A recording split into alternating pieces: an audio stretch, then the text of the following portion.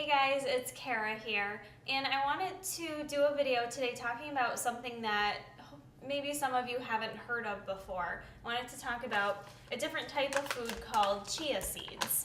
So if this reminds you of chia, the chia pets, this is the same exact thing, these chia seeds are, but they've only really kind of recently, I think, become popular in probably like the last 5 to 10 years in terms of our diet. And I just started using them recently. I want to talk a little bit more about it because it might be helpful for you guys as well. I'm in the process of kind of cutting back my diet a little bit. I'm trying to start to lean out, so my calories are a little bit lower, and I'm really just trying to make the most of the foods I'm eating so that I'm nice and full throughout the day.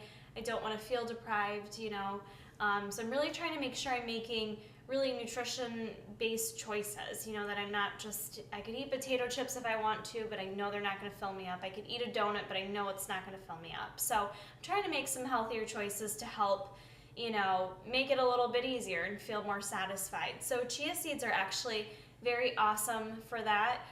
They have an amazing nutrition profile. So there's tons of nutrition benefits with chia seeds. Nutritionally speaking, and you can find these pretty much anywhere. Let me say that first. I got these at Wegmans, but you can find these at pretty much any any grocery store in their like health food type section, most likely. That's where they're gonna be. And just like I said, they're an actual seed. I guess they originate from the mint family. In terms of nutrition, like I was saying, there is a ton of good properties. In 1 tablespoon of these guys, you're going to get a little bit of calories because there's a little bit of carbs, fat, and protein. So it's a nice blend of a little bit of every nutrient that you need. In 1 tablespoon, you're going to get 4 grams of fat, and that's not saturated fat, that's unsaturated. 4 grams of carbohydrate, and that's all coming from dietary fiber. So depending on what your diet looks like and how you're doing with fiber, maybe you're someone that doesn't eat a lot of fruits and vegetables or whole grains, this might be a way to kind of add, 1 to 3 tablespoons in your diet a day to kind of help boost up the amount of fiber you're taking in. There's 2 grams of protein per tablespoon, and there's also some calcium in this, about 64 milligrams. This is a huge source of omega-3s. So I've talked about omega-3s a little bit before. Omega-3s are great for your diet. Like I said, that's unsaturated fat that's in here. Those omega-3s are known to help support good cardiovascular health. So yes, fat is actually good for your cardiovascular health. It's good for your heart. It can help lower cholesterol levels. And that's been proven in scientific studies. I'm not just making this up. And it's also known to be good for good brain health. Okay, so that's also very important. So you've got your omega-3s, there's a little bit of omega-6s, high source of fiber, a little bit of protein, carbs, all that good stuff. So it really is a nutritional powerhouse. There's some other minerals you can find in it too, a little bit of phosphorus, a little bit of manganese. Those are things that can also help support good bone health, good dental health. So tons of good properties. Okay, so how you can use it, because I know a lot of people aren't really sure what to do with it. You can pretty much add it to anything and everything. There isn't a real flavor to chia seeds. Maybe a little nutty taste, if anything, but not much flavor. So you can add it to anything. You can add it to protein shakes, smoothies. I'm actually going to show you a way I like to use it in a minute here. But yeah, you can add it to any kind of baking. And another reason why I like it is because it actually kind of fluffs up in anything that it's in, kind of like chia seeds. When you think about chia pets, they grow and they get bigger. So when you add it to your food, it kind of fluffs up and it makes it a little bit thicker, a little bit fluffier, all that fiber that's in there. So for someone that's cutting back your calories, this is very helpful because eating things in volume that make you feel full, makes your belly fill up quicker, that's just going to help you feel more satisfied and help you to kind of, watch what you're eating. So what I'm going to show you is something I've been really enjoying. It's something I've been eating for breakfast, but for most of you, maybe it would be more of a dessert type item, but I've been really liking it, and it's really quick and simple, so I'm just going to show you that right now. I'm going to bring this to work with me tomorrow for my breakfast. So I'm going to measure out, and I don't have this pre-measured. I normally do that for you guys so it doesn't take as long, but no big deal here. I'm gonna measure out some Fage. I like to call it fage. I know how it's really pronounced, you guys. Some Greek yogurt here. This is the 0% plain Greek yogurt. I'm going to do a cup of this. I love doing a cup of this because it's 23 grams of protein in this Greek yogurt. So I don't like eating chicken for breakfast, and I'm trying to get most of my protein from food versus shakes. So I'm going to measure out 1 cup of this, or 227 grams. In my Tupperware here.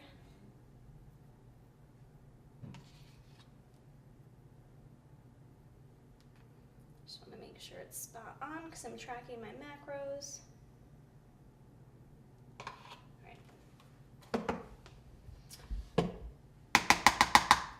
So what I'm going to do, I'm going to put this back to 0, and I'm going to add some oats to this mix.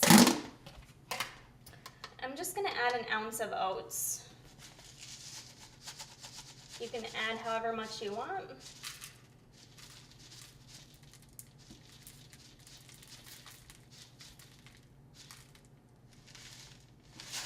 Again, doing the oats, another good source of fiber, helps keep me nice and full. All right. Then I'm going to add in 1 tablespoon of my chia seeds.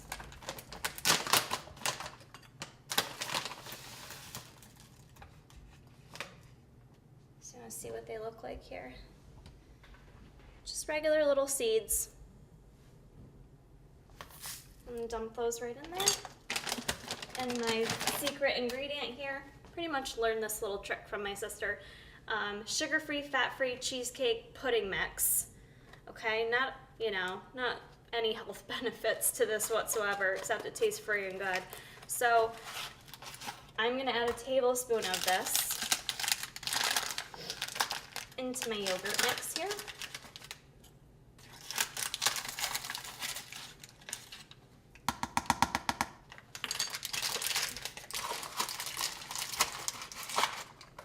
And then I'm just going to go ahead and mix this all up. This isn't going to look very pretty or fancy, but what you'll notice, actually you notice it more after it's been in the fridge for a little while, but it gets very fluffy, very thick and fluffy, as if the Greek yogurt wasn't thick enough. The chia seeds, the oats, they absorb the longer they sit in the fridge. You might be able to kind of see it fluffing as I'm mixing it. But if you let it sit overnight, it's going to get very fluffy. All the oats are going to absorb up, and it's going to kind of expand all on its own. So the flavor might not look super delicious, because the seeds in it doesn't look like anything fancy, but this tastes almost like a fluffy cheesecake. It's super delicious. And if for those of you that watched my cupcake video that I made and just recently posted, I've also been taking a protein cupcake and breaking it up and putting it in there, and it seriously tastes like cheesecake heaven with a little bit of a cupcake on it. I've also been adding, depending on my fat needs for the day, I'll add on a tablespoon of almond butter or some type of nut butter to kind of mix it up and sweeten it up, and it's just like this delicious, hearty, healthy treat for breakfast. So I've really been enjoying this. It's very filling. I don't say that much about a lot of foods, but I actually ate half for breakfast the other day and saved the rest for a snack later on. So you guys should give this a try if you want something sweet and tasty. The chia seeds, go ahead and pick them up. They'll be worth it. You can get a big bag. They'll last you a long time. You can add them to anything, you guys. Seriously, anything, and it's going to add a lot of good nutrition to your diet. So hope this video was healthy, and please give it a thumbs up if you liked it, and keep checking back.